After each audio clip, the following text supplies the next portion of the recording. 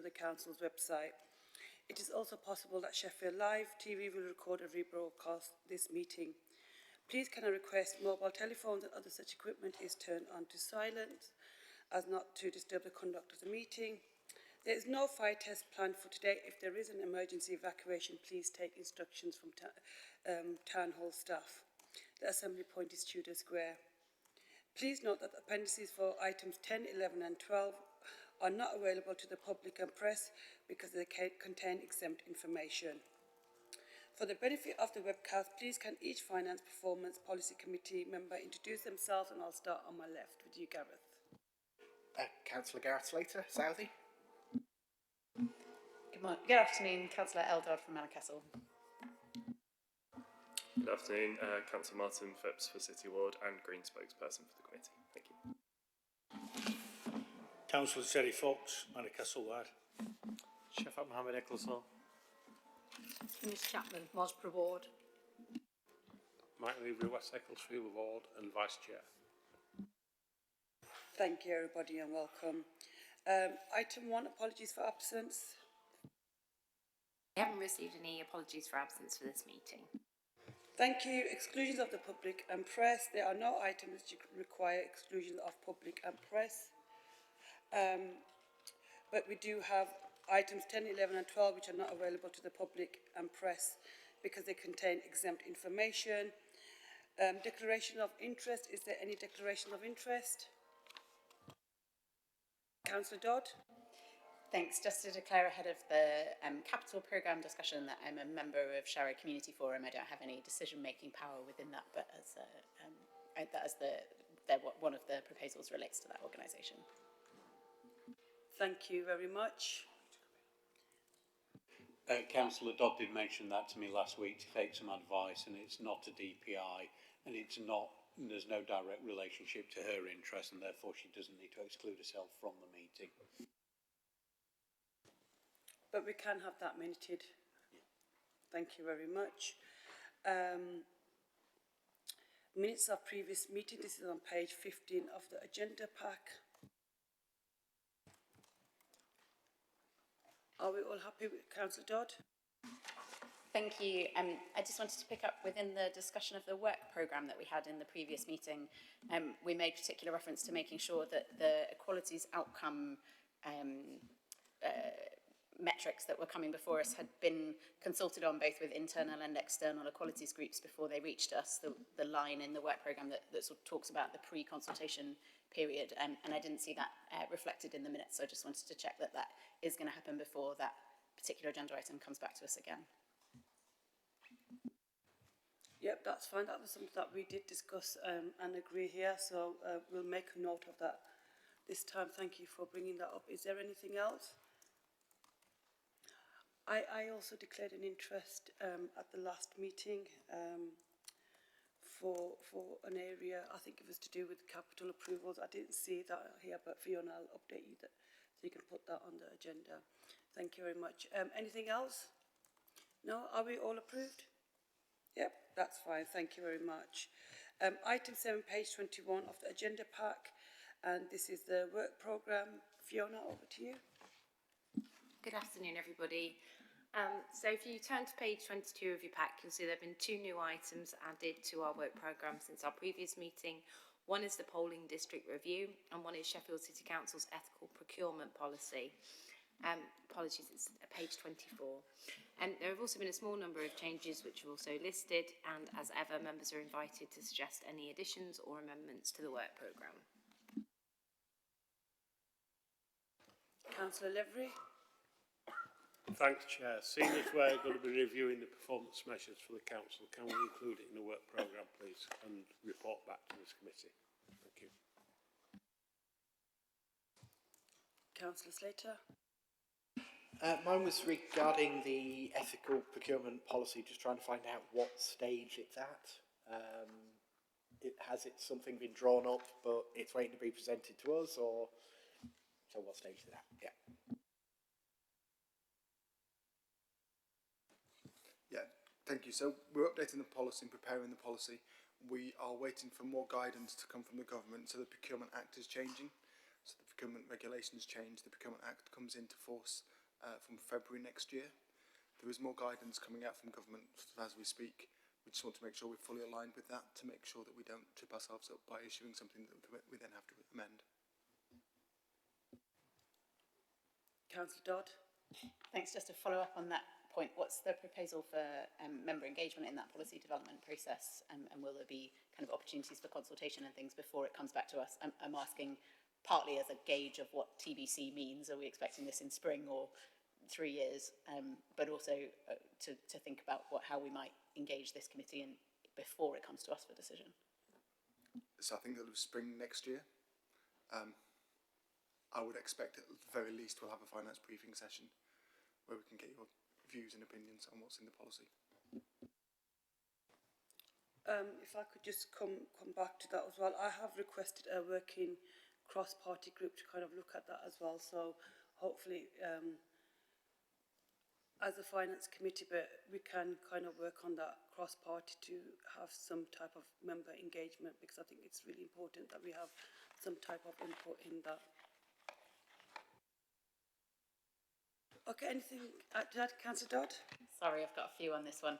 I just support what Councillor Levy was saying. I think it's important that the task and finish group that we agreed in September, which I know still hasn't met, which is unfortunate, but that the results of that we timetable in to come back to the committee. I was also noting that the equalities outcome reporting has now slipped from our work plan, and I wasn't sure if that's a typo or a deliberate change. So I just wanted to double check when we're expecting that will now come to the committee. And then I had a proposal for something that we should add, but maybe I'll come to that separately. Fiona, do we have any information regarding equalities outcome? It might be that, apologies, it might be that potentially Philip or David know more on this than me, but I do think it has been removed in the first instance. I'm not sure whether it will be coming back now.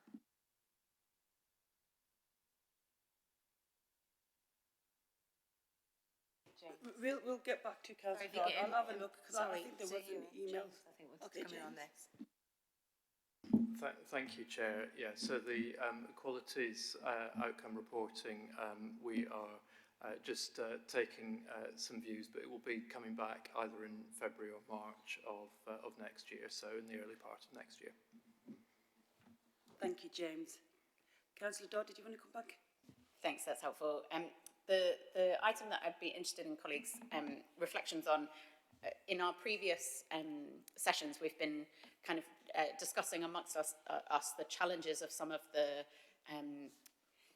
proposals or requests that come to us for approval that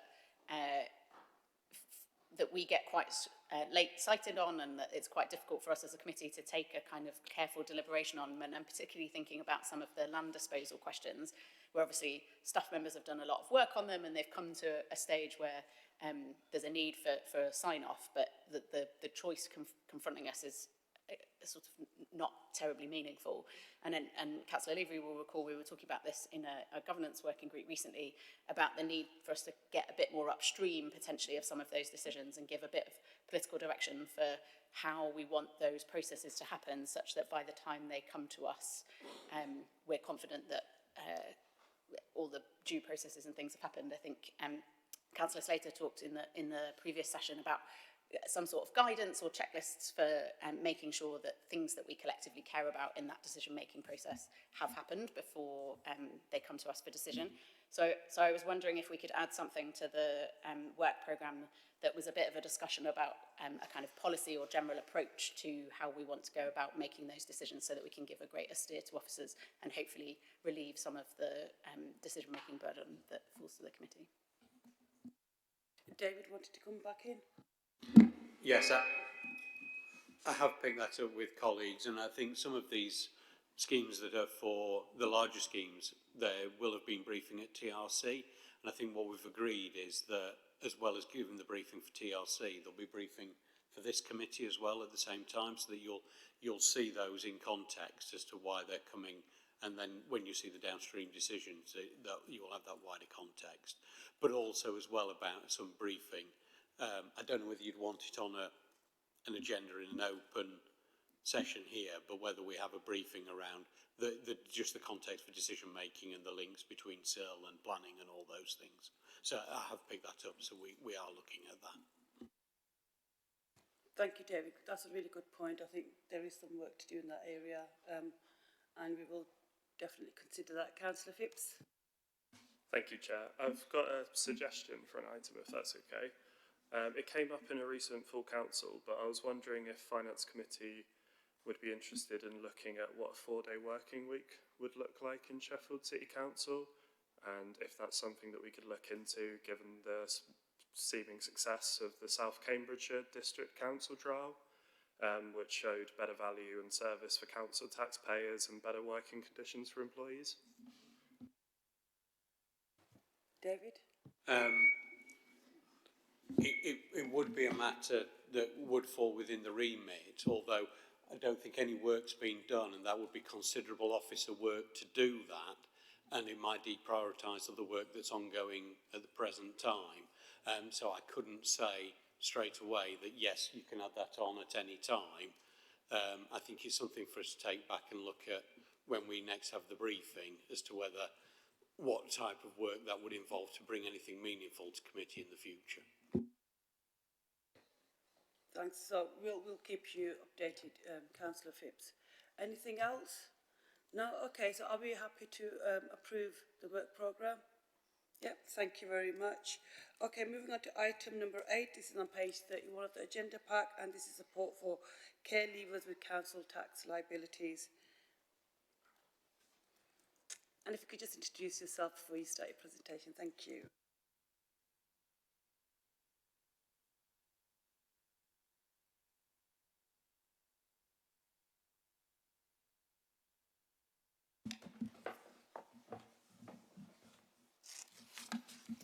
Good afternoon. I'm Izzy Fisher. I'm Assistant Director for Cared For Services in Children's Services. I'm here today to talk about a paper about changing our approach to support for care leavers with their council tax liability. Taking on new financial responsibility is a part of a move to independence for all young people. But care leavers have to face this responsibility much younger than most, and often without families to support them and with guidance and support. Support for care leavers in relation to council tax liabilities is currently supported by staff from our Leaving Care Service and from the Revenue and Benefits Service. Since 2018, this support has been in the form of encouraging care leavers to claim any financial assistance available to them, mainly council tax support and some help from the Council Tax Hardship Scheme. Although this has helped many care leavers, it has been recognised by internal audit that it is not totally inclusive, meaning care leavers who do not engage don't receive support and accrue debt. Audit have also recognised that the process was administratively burdensome and the offer of support was not clear to care leavers. The proposed approach is to see the Council using its discretionary powers under Section 13A of the Local Government Finance Act to reduce a care leaver's council tax liability to nil, once all statutory exemptions and discounts have been applied, such as single person discount, etc. We have to do this on an individual basis, as we don't have the power to create a class of exemption for this particular group. The revised approach will provide a clearer, simpler way of supporting care leavers.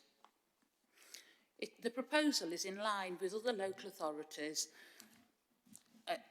and which will offer a simplified system to care leavers aged 18 to 21, inclusive of the 21st year, so taken up to the 22nd birthday. And it will support to reduce their council tax liability to nil. It would be an excellent step towards the Council's obligation to care leavers to do what any reasonable parent would do to help their children get a best support in life. I don't know if there's any questions about the paper. Thank you very much, Isabel. Councillor Slater? I've got a few, sorry. I I practically assume this will work the same way a student discount works, so that it would be a zero bill. How would it work if there's more than one person in the house? Would it then be that whoever is a full taxpayer would pay the first bill and they would get their 25% off? Would it work that way? How are we tracking if circumstances change mid-year? And how are care leavers identified? How are we actually telling who a care leaver is and who they're not? And because of the sort of extra paperwork I'm thinking about here, are we hiring any extra people to assess this, or will this be done by the existing staff? We're hoping it'll reduce the burden on staff, because currently we meet on a regular basis, our care leaver service and finance, to look at our current care leaver population and monitor the debt accrued by those young people who are not claiming the correct benefits. And that debt can accrue very quickly, and it then is very, very difficult to tackle when we're working with young people who've got a very, very tight budget. So the operationally implementation of this policy is already being considered by the Revenue Department, and it's about trying to create a simplified form that can be completed with our care leavers, who will be identified through our care leaver service, to ensure that all benefits that are available are claimed for, and then anything left, where a young person's just started in the first job and wouldn't get total discount, will be discounted. So in effect, that will result in a nil liability. In terms of our sharing, that will be dealt with on an individual basis. At the minute, we have a situation where we encourage our foster carers to continue to care for young people post-18 in a stay-and-put arrangement.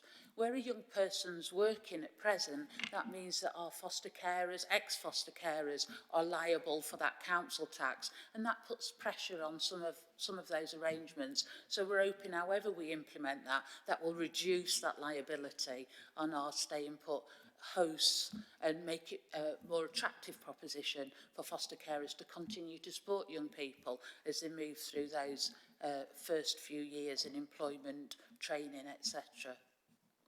I'm afraid, as I work from the care leaving side, I don't know the mechanics of that, and unfortunately John, who I've worked with developing this paper, isn't available today, so I'm not sure that's fully responded.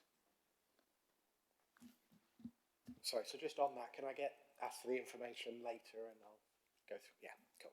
We can do that, thank you. Any further questions, comments? Oh, sorry, Councillor Phipps. Thank you, Chair. There is. Yeah, I've got a couple if that's okay. Thank you for the report and for everyone's work on this. It's really great to see. Council tax exemption for care leavers is something the Green Group have been calling for since at least 2018, so it's really good to see. This was raised by a colleague of mine. Could we look at extending this policy, probably not in this decision today, but in the future, to cover young people who are homeless and living independently? So the logic behind that is there was a Children's Care Commissioner, actually just Children's Commissioner recent report, homeless 16 and 17-year-olds in need of care. And that was thinking about the young people that might be housed when they're 16 and 17 and homeless under Section 7 of the Housing Act instead of Section 20, which would make them a looked-after child. And basically there's a gap for those young people that are housed under Section 7, where when they hit 18, they don't receive comparable support to children that are housed under Section 20. So it'd be interesting to see if we as an authority could look at the young people we're housing under Section 7 of the Housing Act, see if we have that information and whether they could be offered a similar amount of support going forward. I'm not sure what the figures would be on that. As a local authority, our general approach, we do a joint housing assessment if a 16 and 17-year-old appears homeless to us. And on the whole, most young people are supported through Section 20, so become looked after and therefore will be covered under this care leaver policy. There are a few young people who choose not that they definitely don't want to be looked after and and the responsibilities that they would need to take on if they became looked after. And I don't know the number of young people that would include. It is a small minority of those assessments that take place. I'm not sure how easy it would be to track that, but that's something we could look at moving forward. That would be really good if possible, especially if it's a small number, and then we could maybe look at if we would want to make that change, and it would probably be quite a low cost to the council. I appreciate that's not something we'll do today, but just something that was raised to me. I think it's worth asking. I've just got a couple of quick other ones, if that's okay. Just thinking about, so if we're making care leavers exempt from council tax up to 21, on that same report it was talking about kind of the responsibility for councils to provide accommodation to care leavers. Am I right in thinking that also ends at 21? Currently in Sheffield, our care leavers are given a priority up until 21, yes. 21, right. I'm just wondering, is there also a possibility that we kind of shift a cliff edge and we give more support until 21, and then we see quite a lot of things dropping away there? I guess personally, and from our group, we'd like to see it extended to 25 to kind of cover our whole corporate parenting responsibilities. Obviously, we're not going to oppose providing support up to 21 because that's great and it's good to see in this paper, but that's kind of where we're coming from. Just in response, obviously our care leaver service provides support up until 25, and the suggestion that for the council tax that we just include up to a 22nd birthday is to allow us that opportunity to prevent that cliff edge at 25 when that support falls off from care leaving service, and to leave a young person taking on that responsibility is a worry that we could just kick in that responsibility further down the park. So we're hoping that by keeping it at 22, we've then at 2 years, 3 years to support young people to develop those good habits of taking on these financial responsibilities. Thank you very much. There isn't any further questions and comments. Oh, sorry, Councillor Dodd. Thank you, Chair, and thank you so much for bringing this to us today. It's great to see that this has come to this point, and I think it's really positive that this is something that we can offer our care leavers, and a really important part of what we can give them as a council to help them progress into adulthood. I just had a question which was about what consultation there's been so far with the people currently in care and people who have recently left care, and what their views were on these proposals. I know we've got the Voice and Influence group, but I was hoping to see something in the paper about what they think and what they would want. It's very positively received. We have a range of consultations. As you know, we do the Bright Spot survey, which consults with all our care leavers. It's called the Life Beyond Care, and looks at how young people are managing once they leave our care. And feedback from that is that financial issues are a massive issue for our care leavers and a real struggle in day-to-day life. So that's from a much bigger cohort of feedback, although it's generic and not specifically about council tax. I'm sure this will be a relief if agreed today. In addition, we have a care leaver steering group where Voice and Influence team come to bring feedback from wider consultations, and they're aware of this proposal coming today, and are really hopeful that it gets agreed. Councillor Dodd. Thanks, that's really great to hear. Particularly picking up on the comments by Councillor Phipps, I wonder if we need to schedule in a review of this policy into our forward work plan, assuming that it's agreed today, particularly to pick up on any lessons that we might learn about what's worked well or what's been more challenging over the course of the delivery. And it would be great if we could include in that review some specific inputs from both care leavers and foster providers and others that might help us think about whether this has had the impact that we hoped it would have in the time that we've been delivering it. Absolutely. Okay, is there any further questions? Any comments? No, thank you, Isabel, for bringing forward this report today, and I think a review would be a really positive way of looking at it again. hopefully after a year, just to see if there is any lessons learned. I think it's a really positive policy. We know that care leavers do struggle with financial issues, so it's in the right direction. Can we also make sure that we, in terms of comms, we are able to reach out to stakeholders and care leavers to let them know that this is now what we've agreed? So there is recommendations for this presentation. Are we all agreed? Yep, that's all agreed. Thank you very much. Thank you, Isabel. Moving on to item number 9 now, which is on page 47 of the agenda pack. And this is the Council Plan Outcomes Framework, Quarter 2. Consider revised.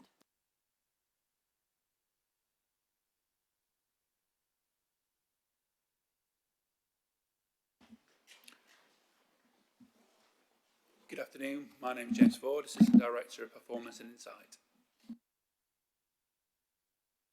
So I'm here today to present to you the second report to the Finance and Performance Committee on the Council Plan Outcomes Framework. As agreed in our Performance and Outcomes Framework, we're bringing the Outcomes report quarterly to this committee for the duration of the Council Plan until 2028 when we'll review. The Outcomes Framework report is intended to show progress against the measures that we've chosen that meet the spirit and intent of each priority within the Council Plan. This time round, there's been some significant updates to the appendices that we've provided. As we provided in quarter 1, there's a data pack that includes the detailed visualisations of current performance at quarter 2 and historic performance. What we'll say is that this is performance at quarter 2 because we started the Performance and Outcomes Framework a little behind in the financial year. We are playing catch up a little bit, and when I come to the narratives, you will notice that there's potentially some more up-to-date information covered there.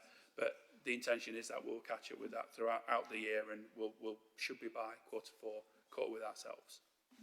So in addition to the data pack, and in line with what we mandated in the performance framework, we've got a new element that's been added, which is for the majority of measures, the measure owner has provided a narrative. So it's quite a detailed narrative that is around 3 consistent and structured questions. Factors leading to current performance being the first, actions taken and by who to sustain good performance or make improvements, and the impact of those actions.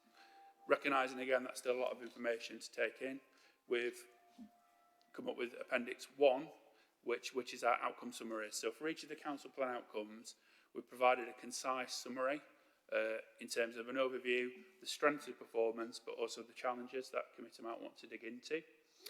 Recognising where we are right now in the Q2 data that we're reporting, outcomes 4 and 5 don't really have much in terms, because they're more longitudinal, don't really have much in terms of data updates. So we're going to focus on outcomes 1, 2 and 3 and our corporate health measures today in the outcome summaries. So what I'm going to do is walk through the outcome summaries and provide you a bit of overview really of where we are performance-wise and some of the strengths and challenges.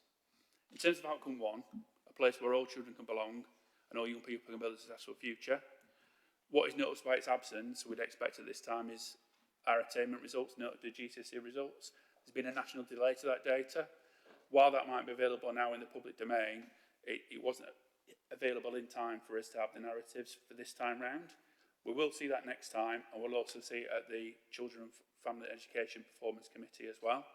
And that leads me really to the major update in this area from overview, is that Children's have done a huge amount of work in their committee, and they've now put together their version of the framework, which takes the outcome measures, but also expands depth and breadth of other measures that support, contribute, and also support their statutory duties. So that's really strengthened the performance systems there in terms of what Children and Families Education Committee are doing. In terms of performance strengths, our Building Success for Families programme continues to have a positive effect on a range of measures, and we're on track this year to continue to assess and have sustained success with the number of families that are set out in our own and national targets. Building on the early help piece, the number of families registered by family hubs, and just coming to a question from members last time in the way that we visualise the data, which led to some confusion about where were we targets. We've changed at this time. I'm pleased to report that in our current year, we're 75% on track to achieve the number of families that we want to engage through that programme. Children and family social care rates per 10,000 continue to be historically low, particularly around looked after children. Our rate is 57 per 10,000 compared to 95 statistical neighbours. So finishing last of the strands around our 16 and 17-year-olds participate in education, employment and training. Currently stands at 87.2%, particularly strong around identifying young people, with only 8% unknown at the end of September this year, and that puts us a third among our statistical neighbours. And that's really down to the work of the Community Youth Service in kind of keeping in touch with our young people and learning institutions. While that's a positive, we know we have a challenge every year where we perform really well early on around our education, employment and training, but our performance tends to deteriorate on trend. And that's generally related to the number of lower level courses that are available at levels 2 and 3, so those below the threshold where a young person might have achieved GCSEs A to C. But there's some strong work going there on the Raising Participation Board around drawing together partners to kind of meet that challenge.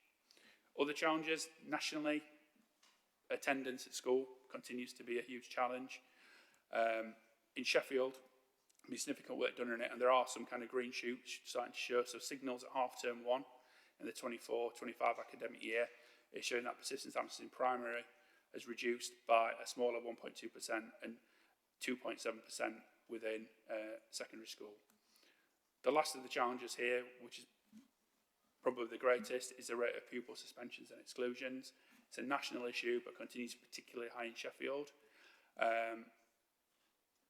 While it's covered in the narrative, what I've drawn out there is that working in partnership with Learn Sheffield, our head teachers and trust, there is going to be a conference early in the new year to kind of address some of these issues more strategically and look at what we're facing as a city. Moving on to outcome 2, great neighbourhoods that people are happy to call home.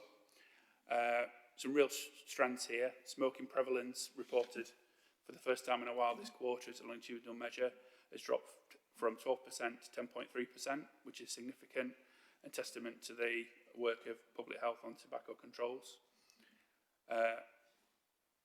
In July, it was announced that we retained all our green flag accredited parks, woodlands and green spaces in Sheffield and added another 2, that being Sheffield General Cemetery and Pounds Park to that list.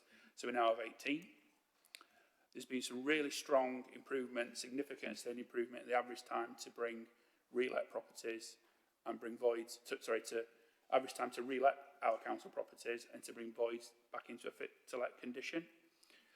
That on its own is good movement, but that links to some of our challenges. So while the number of households in temporary accommodation or bed and breakfast will remain significantly high, in quarter 2 we started to see a stabilisation to some of that, and that's linked to the work to make more council properties available for that purpose, in particular changing some of our allocation, but using those properties that we've been able to turn around quicker for use in that area, and that has seen that stabilisation of growth in that area reduced from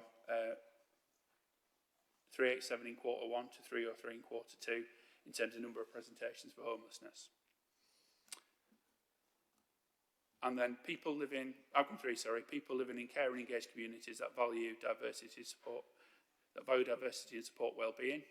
There are still a number of outcome measures in this area that are more longitudinal, particularly outcome of short-term services not resulting in long-term support, a key prevention measure, and some of the more qualitative measures about people who would like to have more social contact and those carers who find it easy to find information about adult care and wellbeing services. We'll report those in quarter 2, but there are some real strengths coming out in this area, particularly around the percentage of adult social care providers rated good and outstanding by the CQC. We've exceeded our target by 5%, and we are 5% higher than our Yorkshire and Humber comparators in quarter 2, who stand at 80%. Still some challenges in this area, but I think that's testament to what I've put in the overview, is that this is a strong, probably the most mature committee performance setup that we've got in the council today. And there are some challenges, particularly a number of people waiting for an occupational therapy assessment, But over the last 2 years, they've managed to reduce those waits from a baseline of 2,900 people to a current position of just over 600 people waiting for assessment, with the longest wait now being down to 4 months, and well on target to meet their trajectory of a revised target of 400 by the 31st of March 2025. And then the last section of that is our corporate health. So in terms of strengths, non-domestic rates collected in year continue to perform strongly and are well on track to achieve their 97.7% in-year target. Overall satisfaction, SE's contact centre continues to improve, with satisfaction up from this time last year, 73.6% to 85.5%, nearly a 12% improvement. There are some challenges as well. While we are performing well on the number of L complaints per 100,000 that are upheld by the Ombudsman, and on track to potentially reduce that this year, the average number of working days we take to respond to them has deteriorated significantly since Q1 into Q2, but there is some focus work there, picking up on some lessons learned around where practice has been good to kind of address that, and we should see a turnaround on that next time. That concludes my report around kind of the very high level strengths and challenges. I know earlier on we were talking about the equalities piece, and the intention is to incorporate those measures along with some expanded workforce measures into the corporate health in the future. And I think the thing will be that we'll add measures to this outcomes framework as we go throughout this year and throughout the life of the council plan. Thank you very much. Councillor Phipps. Thank you, Chair. Didn't expect to be right. Thank you for the report. It's good to read. I was just thinking, kind of reflecting on some of the metrics, like the performance of recycling. So it's said slight decrease on 2023. So performance of 27.17. I think, I don't know, I'm thinking back like years ago, and I think we haven't really improved. If anything, I'm wondering if that's lower, and if it used to be around 30%. And I was just thinking, to illustrate where we are in the country, it would be good to have, I know there's basically a league table of recycling for the UK, so it'd be good when we're looking at metrics like that to have our relative position, because we must be right down there now if it's only 27%. Yeah, so absolutely. I believe that one is one of the off-log measures where we're ranked against other authorities, and there's relative position set there. So that's what we intend to do as we develop this, is to add different levels of comparison to this and mature particularly on the data pack. We'd like to include, so you can see that kind of visually where we are. Councillor Chapman. Yes, thank you, Chair. Yeah, looking at these figures, very similar to what we had in the first quarter when you reported. And I remember commenting at the time, the averages are okay, but we don't know in these core city averages whether there's a higher and a lower city that is pulling the averages differently and making us look good or bad. So it would be handy to see the highest and lowest, not just the average, so we can see whether the average is being skewed by just one city making us look good, or one city making us look bad. That's all. Yeah. Thank you. No, that's really good feedback, and I think one thing that you probably picked out in the narrative, we started to pick out rankings as well.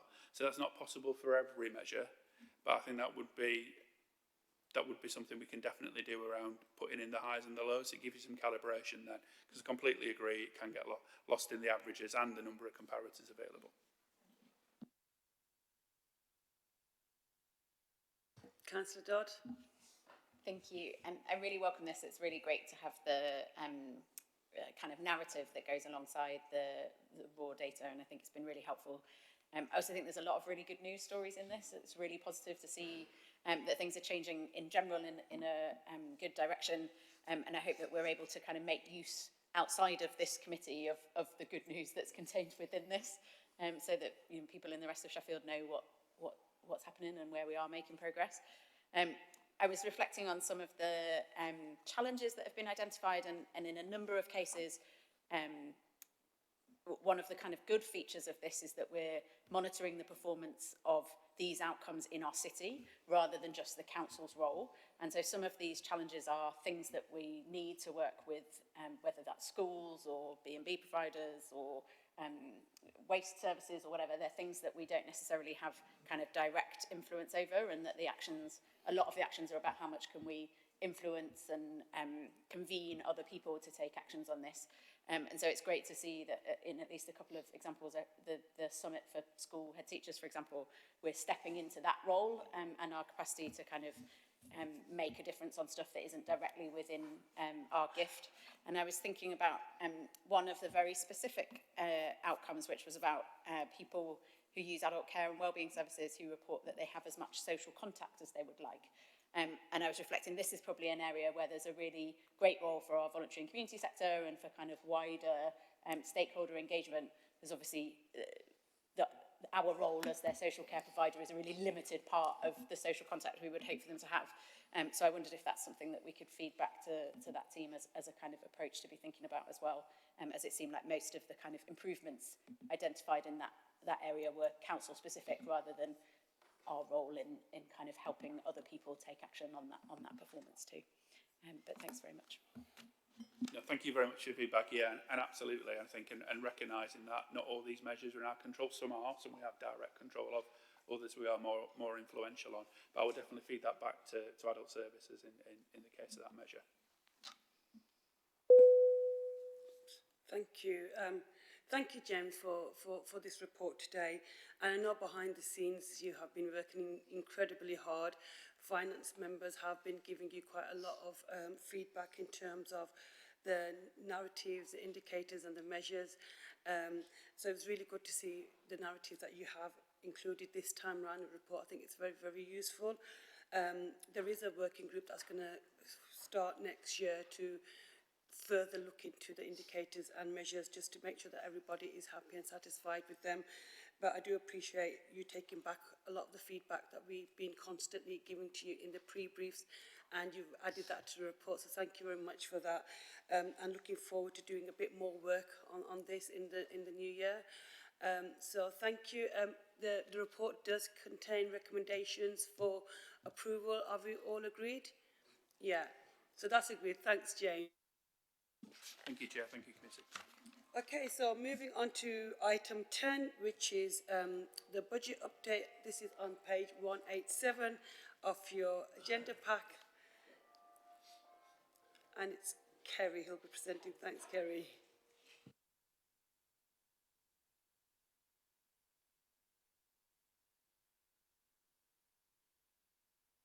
I'd also say that this report does contain information that we can't, that if people do want to ask any questions around, then we would have to pause the webcast. All right, so if that does happen, we'll just pause the webcast. Thanks. Thank you. So my name's Kerry Darlow. I'm Assistant Director of Finance Business Partnering. I'm bringing two reports to you today. The first is the 25-26 budget update report. So the report outlines the progress made in delivering a balanced budget for the financial year 2025-2026. It highlights the current estimated budget gap and associated assumptions, risks and opportunities. This report serves as an update only, as the figures contained within are subject to change following the publication of the local government finance settlement, which is due this week. The budget gap currently stands at £1.7 million for 2025-26. This compares to the £31.4 million gap reported to the Strategy and Resources Committee in the Medium-Term Financial Strategy report in July this year. This £29.7 million improvement is largely due to £22.4 million of savings and mitigations put forward by officers. Increases to corporate funding following the Chancellor's autumn statements and a reduction in planned contributions to the leisure strategy contribute a further £14.4 million improvement. Offsetting this is an increase to pressures of £18.1 million, which has largely arisen due to a higher than expected increase to the national living wage and demand pressure to services, notably SEND transport, children and adults with disabilities, and the Adults Multi-Agency Safeguarding Hub. A further £6.6 million of investments in the council plan outcomes has also been proposed by officers. It has been assumed that the cost of the employer's national insurance increase for council staff will be funded by the government. The report outlined several assumptions, risks and opportunities that could influence the budget position. Key risks include inflation-linked contracts and the increase to employers' national insurance contributions on the council's supply chain, particularly affecting the social care sector. It should also be noted that the council will have very limited amount of the existing budget contingency reserve remaining if the current in-year forecast overspends are not mitigated. Opportunities include potential additional funding for Sheffield in the local government finance settlement and further work to complete a thorough review of sales fees and charges. Work will continue to close the £1.7 million gap ahead of the next budget report to Strategy and Resources Committee in February and approval by full council at the beginning of March. The recommendations in the report request that the Finance and Performance Committee note the current budget gap, the precious savings and investment proposals and the ongoing budget assumptions, financial risks and opportunities. So thank you. I'm happy to take any questions. Thank you very much. Kerry, any questions or comments? Councillor Mohammed? Oops.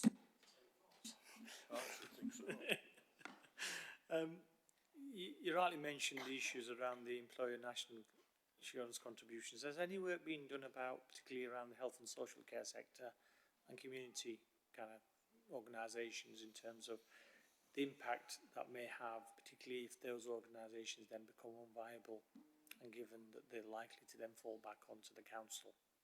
Has any work been done around that, of what that financial risk is going forward in 25-26?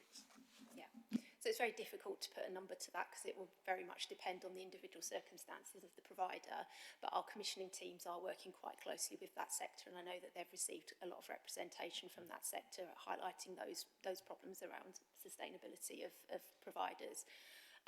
Obviously we wait the financial settlement this week. We're not expecting anything specific for that, but we'll keep that under review. Councillor Slater. On page 216 as an example, we were talking earlier about a 97.7% collection. Yeah. Is that 97.7% of the value, or is it 100%? Sorry, of collection? Yeah, so we're assuming that we can actually collect 97.7% of council tax increase or whatever. So that value there, is that 97.7% of what we... Yes, I believe so, yeah. Yeah, okay. Councillor Levery. Thanks, Chair. Our reserve situation is not good. I think that's an understatement. Bearing in mind that this year we went in and moved money to ensure we had around about £25 million worth of reserves to support the budget, and we needed it because we're currently running a significant overspend. At the moment, we're looking at going into next year with no reserves set aside to support the budget. So clearly that will depend on the outcome of what we hear in terms of the settlement agreement. But should that not be sufficient enough to give us any comfort in terms of reserves, how will we back up next year's budget?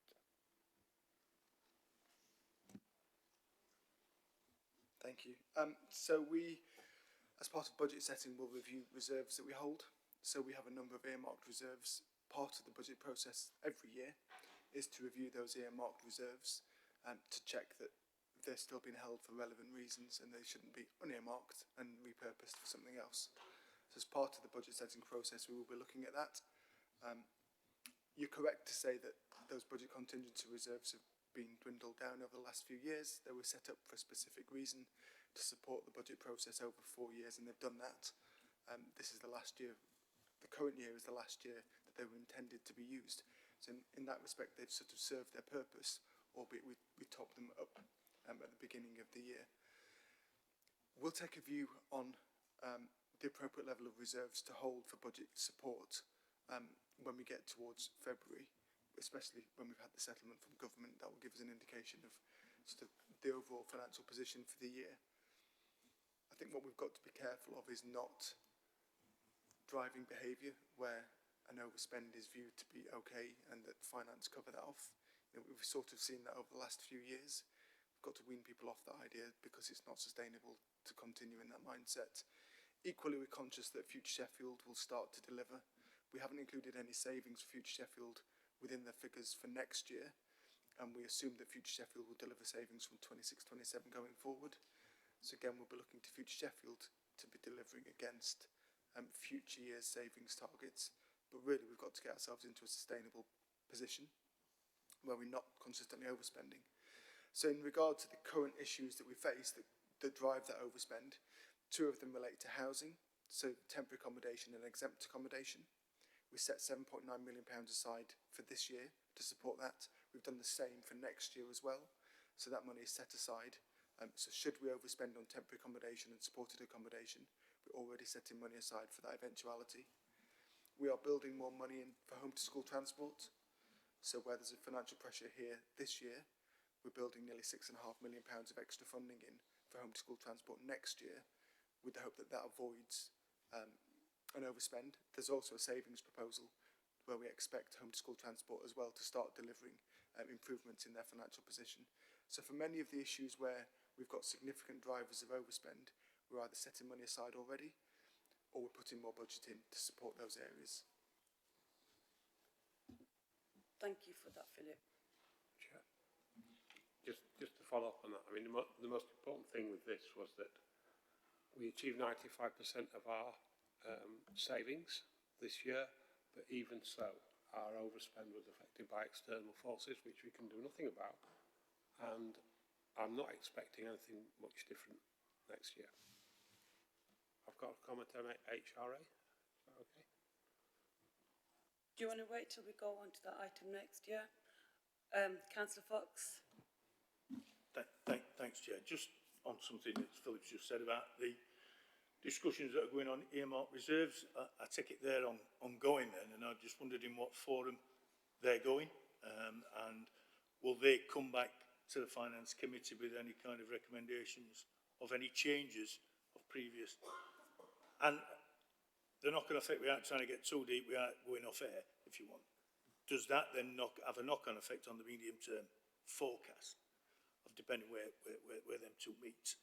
The second point, on the point of homeless and shelter housing, etc., my understanding is that policy has been changed to weight towards homeless, which then is going to put an added pressure onto the budget that, as you said, is now 7.9. Is there going to be a forecast what that change in policy is actually going to put forward onto the main budget? Thanks. Cover that second one first and then come back to the first question around reserves.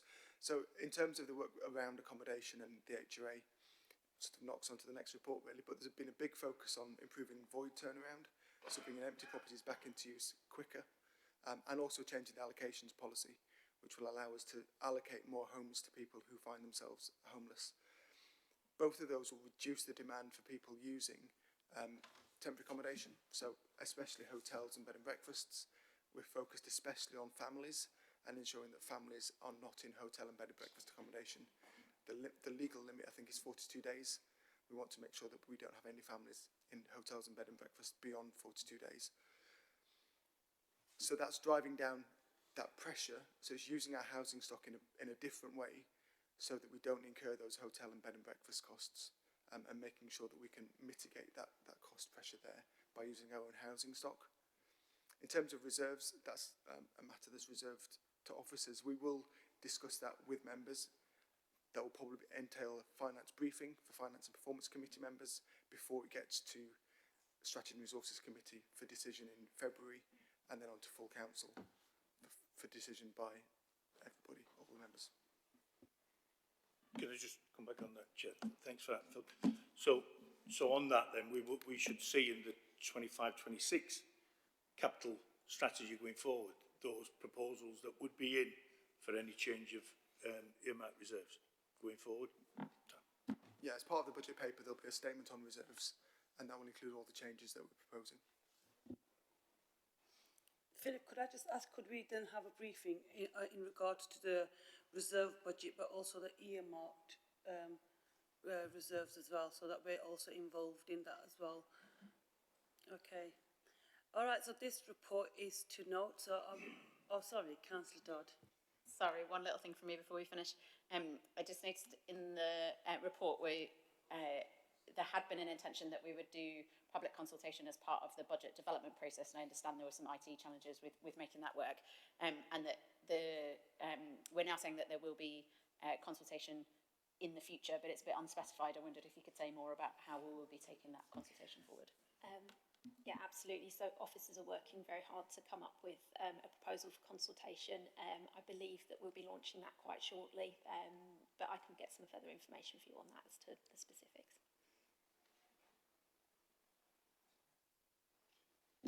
I think, just so I can add, the budget setting tools is helpful. We can launch that at any point during the year. It gives people an indication. If we don't manage to launch the sort of tool that people can use for this consultation round, we'd probably aim to use that, provided that the technology works, when we launch the MTFS over summer.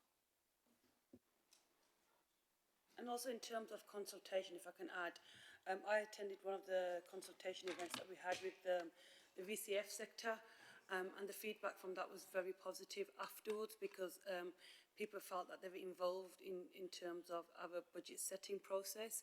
So if we can do that again this year, that would be really useful. But I think looking forward, I would like to see more community-based consultation events, so that local people in our communities have a bit more of an understanding of where their money is spent, and what happens in regards to the budget process setting.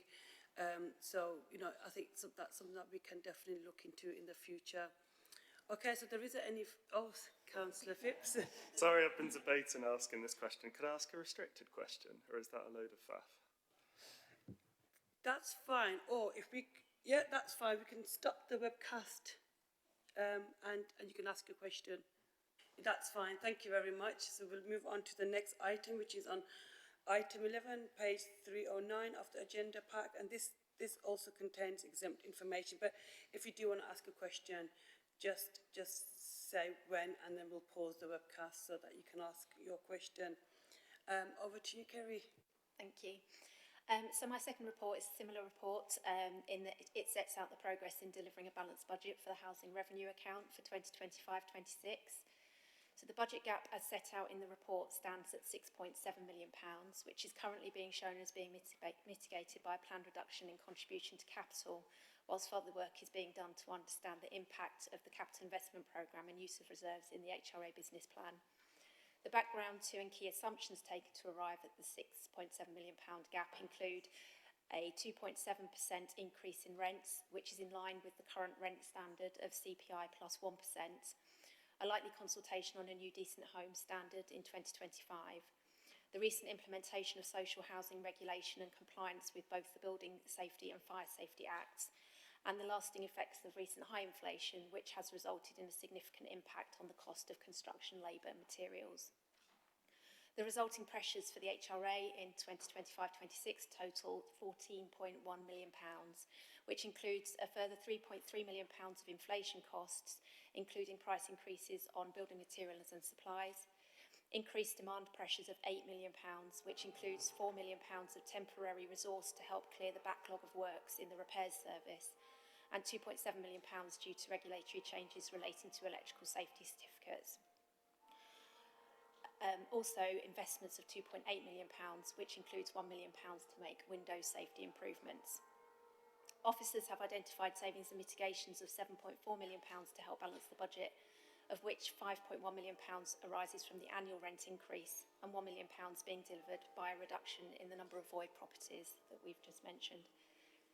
The report highlights a number of risks which will need to be kept under review, notably the employer's national insurance increase, which might have a significant impact on subcontracting costs in the repairs service. We await further information on a number of grants and announcements in the Chancellor's autumn statement, which may be clarified in the local government financial settlement this week. However, whilst there may be some longer-term benefits, these are unlikely to significantly change the position for 2025-26. Teams across finance and the housing service continue to work on developing options to bridge the remaining gap alongside an analysis of reserves and the impact of the proposed capital investment programme ahead of the scheduled full council approval of the budget on the 5th of February. So thank you. Happy to take your questions. Councillor Mohammed. Probably more of a comment, possibly, but a question. It's on page 313, I think. Issues around right to buy. You talk about the fact that right to buys over time will decrease. However, the short-term impact of the Chancellor's statement at the end of October and the 21st of November there's been an absolutely massive increase, not just in Sheffield, but across the country, of people exercising their right to buy. My understanding is that anyone that exercised that right to the 21st will purchase that property under old rules. And I think, Chair, it's a tad unfair that that money will end up back at the Treasury when actually, given that we've got pressures in our capital fund, that we really ought to keep it. In my view, we should, as a council, have those powers to have 100% contention, and I opt out to right to buy with no discount at all. So I'm wondering whether we ought to make some representations to government, I dare say a letter, to say that this committee is concerned about it and would like to keep that money. I don't know if David's got a view on that or not. David's always got a view. Oh, sorry, I turned. So the finance settlement that comes out this week is actually provisional finance settlement subject to consultation, and the consultation will open and allow us to put responses in. So that would be the opportunity we have to feed back to government on that particular point. Councillor Livery. Thanks, Chair. You mentioned voids, and we're expecting, in terms of mitigation, additional income of £1 million next year as a result of the voids being addressed. Has there been any increase in spending on voids to get the numbers down to achieve the £1 million? Because I can't see it in the report. I believe there has been some additional spending this year, which will be part of the overspend that you see in the current financial year. The mitigation that you see there is from increased rent income as a result of those voids coming back into use. Okay, thank you. And I noticed an £8 million increase growth and demand costs in the repair and maintenance service again. £4 million of temporary resource set aside. 0.6 million for damp and mould and 0.4 for disrepairs. Disrepairs going up again, therefore we're having to put money aside to cover it. And therefore 3 million is there to clear the backlog of works. Now, the last time we had the Executive Director here, he said they'd reduced significantly the backlog of works. Why are we needing to spend another 3 million over and above budget to clear a backlog of works? So the current overspend this year on that backlog is significantly above the amount that we've built into the budget. So what we're assuming is that we're building in that as a pressure, but the actual amount will come down. So we shouldn't see that overspend going into next year as that as the backlog is dealt with, essentially. Thank you. Thank you. There isn't any further comments or questions. This item is to note. Thank you very much. Moving on to the next item, which is on item 12, capital approval for month 7, and this is on page 349 of the agenda pack. Over to you, Damien.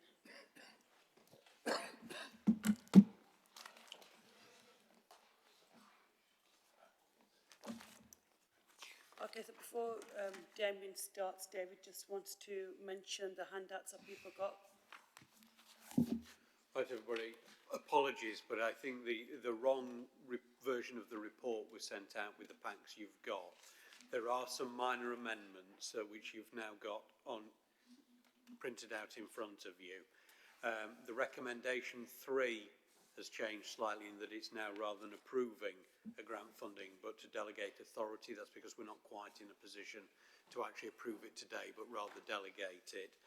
There are some financial changes in the Appendix 2, that's the closed section as well, so I'm not going to read out what those are, but if anybody wants to discuss those, we can go into closed session. Thank you. I'm Damien Watkinson. I'm presenting the additions and variations to the capital programme that have come forward this month.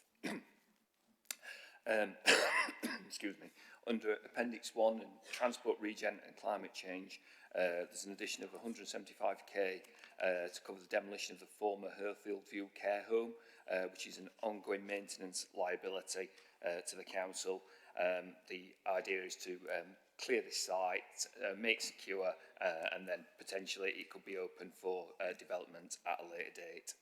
A similar activity to take place at Ardmore Street, where we've received 690k of one public estate brownfield land release funding to decontaminate and address ground conditions.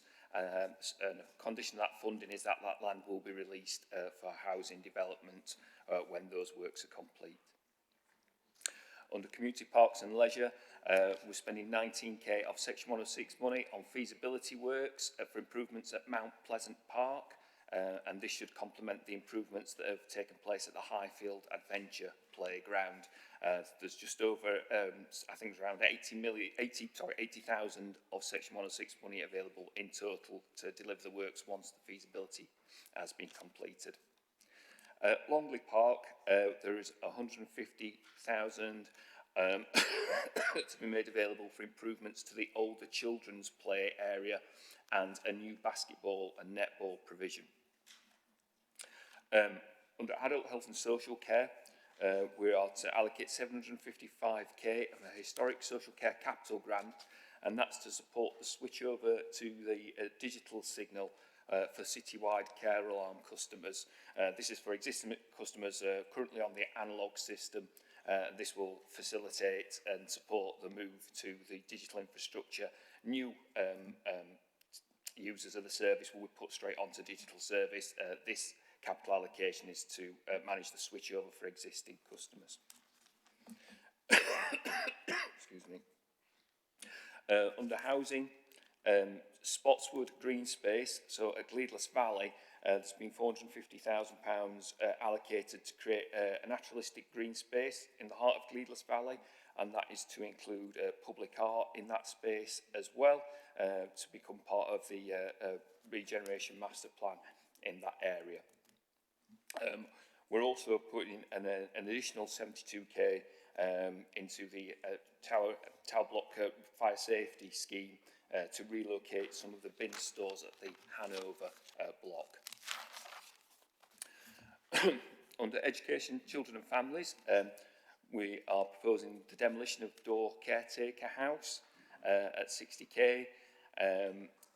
The cleared area would possibly be then can be used potentially for an SEND provision or excuse me, or other activities on the school site. We're also investing 21k in the Sheffield Pupil Referral Unit to refurbish an underused space at the moment in order to increase capacity at that site. We have got some minor refurbishments at Aldine House. The site has been successful in securing some more grant funding, so you've got a list there of several small scale interventions that are happening on that site. The new one being the conservatory, which is being added on from the last approval, like I said, largely funded by grant income. Thank you.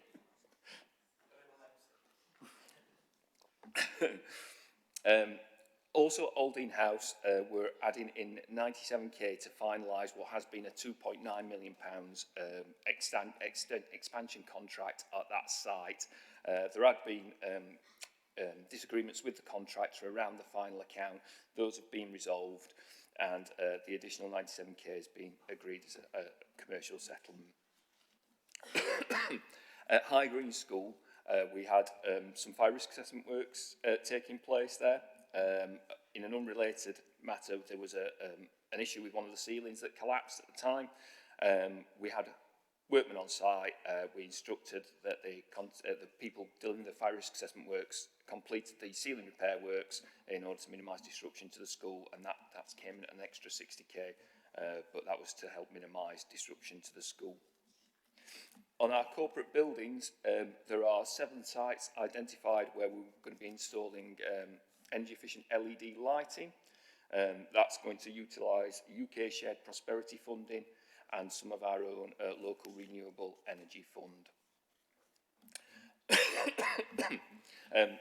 As David referred to, the closed Appendix 2 has been updated, so if members wish to look at the revised version of that, that now includes the correct figures. Last month, when we were reporting the financial position of the capital programme, I identified there being further slippage. So under Appendix 3, we're seeking to gain approval for the reprofile of budgets to reflect this. We're looking at 14.8 million slippage into next year from housing, 13 million for transport, regen and climate change, 1.3 million under education, children and families, and £500,000 for communities, parks and leisure. Those are identified individual schemes. I don't intend to run through them all now, but happy to take questions on any if people wish to do so. Appendix 4 summaриses a similar exercise we've taken place for the Heart of the City scheme. That is largely complete now. There's £3.5 million worth of slippage, which largely relates to fit-out allowances and sales fees for the blocks, for the remaining blocks that are yet to be let. There are also a few reallocations where some schemes have come in under budget, and some of those costs have been reallocated to other areas of the programme, but there is no overall change to the total cost. Appendices 5, 6 and 7 relate to the development at Attercliffe Waterside. A bid has been made for a further 4.4 million, and that's been approved in principle by the combined authority. It's subject to the approval of a final business case. SCC to act as accountable body and pass through this funding to our development partner Attercliffe Waterside Limited. As again David mentioned, the changes are that we delegate authority to the Executive Director of CFU just to accept the grant and make the passport of the grant through to Attercliffe Waterside. As at the moment, we're just looking at draft terms and conditions. Those have been summarised in the papers in Appendix 5, 6 and 7, but it was thought best to look at them more fully when they're complete, and in order to be able to progress at pace, delegate authority to the Executive Director of CFU just to move quickly on those so that that scheme can continue to progress. Thank you very much, Damien. Councillor Slater. Firstly, thank you for coming in, and by the way, get home early and put your feet up. But yeah, I'll try to be quick with my questions.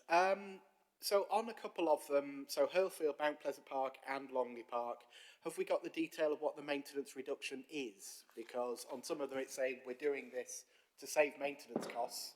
What are those maintenance costs? So that was one. Bad timing. The Gleedless Valley one, has the use of this area that we're wanting to put the public art in been agreed in the plan? Because what I wouldn't want is a daft situation where we do the work and then in the plan we decide to do something else with it, and then in a year's time we'd have to change it. On the Door Primary one, have we got any plans or restrictions for what the land can be used for? And then the other one, no, Parkwood Springs, we've got a bit more information now. And then on the Mount Pleasant Park one and the Longley Park one, have the Parks Committee agreed to this? And is there sort of a park strategy document that we could be looking at to see what's happening with those? Thank you. Right, so I'll review business cases in terms of the ongoing liability costs at Hurlfield. That information should be in there, so I'll try and get that through to you. The Spotswood area has certainly been under consideration for a long time.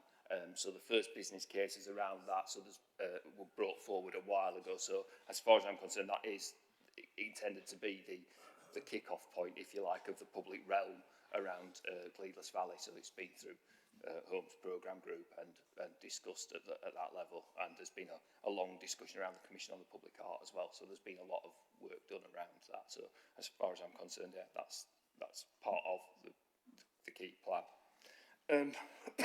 In terms of the Door Primary School building, yeah, it was looked at as potentially using the building, but it had deteriorated to such an extent that it wasn't, it wasn't worth restoring or use on. Where it is on the site means that it will probably need to be used for education purposes. It wouldn't be something that we could use for, because it was initially looked at, when we look at all, because we need housing, our caretaker property's potential for that, it was reviewed and due to its positioning on site, it's not suitable. So that will be something that will have to be discussed, with the school as to how that land will be used in future. Can you just remind me again on your question on Mount Pleasant? Sorry. Yes. Sorry, the other ones were sort of because obviously has it gone through Parks Committee first before it came to us, and have they got a strategy sort of plan that we could see? Yes, this meets that plan. I can certainly look into that and say that, but there will have been briefings to members of the Community Parks and Leisure Committee in terms of all the things that were brought forward, and just to reassure members here as well that I emailed round, as I said I would at the previous meeting now, as of the contents of this paper is circulated in advance to the chairs of all the individual committees, so they're all cited of what's coming here in advance of these papers being published. So if there had been any issues on that, I would expect that to come round, and that will be happening every month now. So there should be, you should not be getting the case in future where any committee chairs have not seen what's coming forward here. Councillor Phipps. Thanks, Damien. Thanks for trooping through. Just thinking, just off the back of that, it would be good really if probably all committee members had sighting of that, but I wouldn't expect you to necessarily send that to all of them. Maybe if like the officer for the committee was included when you sent it round, and they could circulate that to the group, so like vice chairs and spokespeople see it too instead of just chairs. Yeah, I can certainly do that. I mean, I included in my email just so you may want to circulate this to your members. But Fiona, if you could provide me with the list of the officers, democratic officers for each one, I can copy those in as well.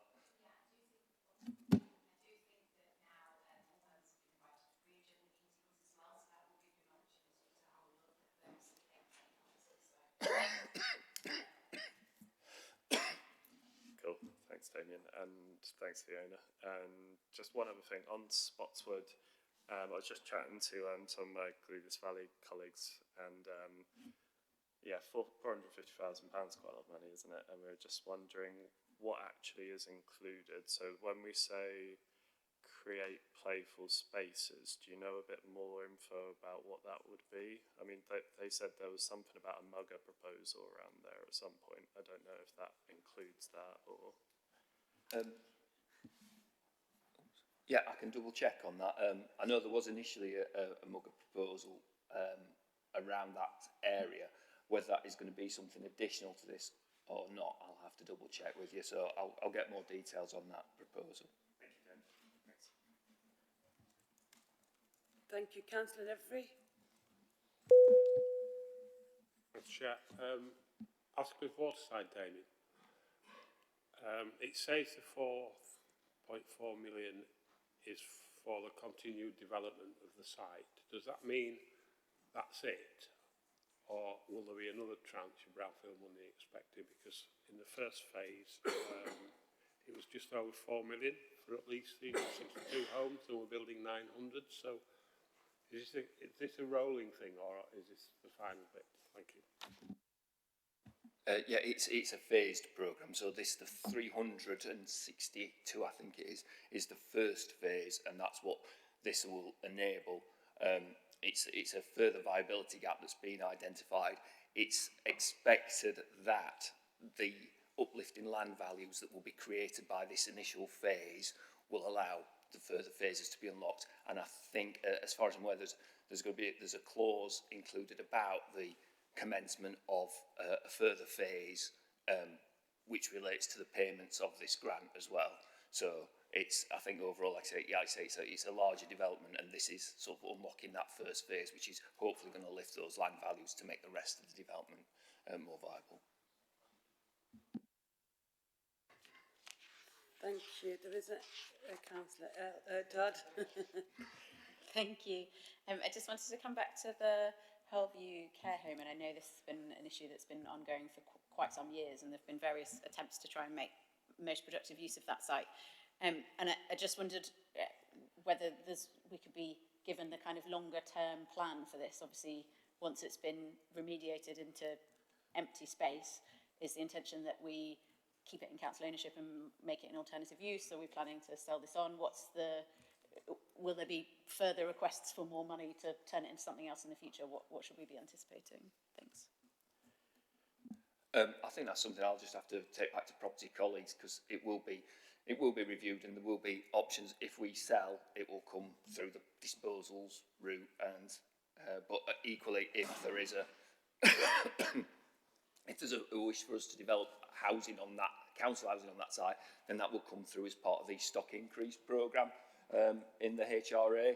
So I'll have to go back and see what the thinking is at the moment. But I think that the initial plan at the moment is just to try and reduce that liability that we've got on it. Thanks, that'd be really helpful. I also wondered if you could inquire. I noticed that the approval for this decision was taken just slightly over a year ago, and we've presumably incurred a year's worth of maintenance costs in that time. So I wondered if there was an opportunity for us to do a bit of a review about why it's taken a year for this to come to this committee, and whether there's anything learning that we could do there to make sure that these decisions are able to be taken quicker in the future, so that we don't get that additional cost. Okay.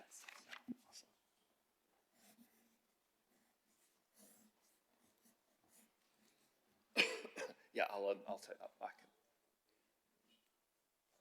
Councillor Chapman. Yes, in answer to Councillor Dodd's question, had a similar thing in Mosborough, where there was a council old people's home stood empty for ages, but these people, it was leased, and they didn't relinquish the lease, so the council couldn't knock the building down. They knew it needed to come down, because there was vandalism, there was lots of things happening, but until the lease was released back to the council, they couldn't knock it down. It's now been flattened, green spaced, and it's waiting for development by HRA.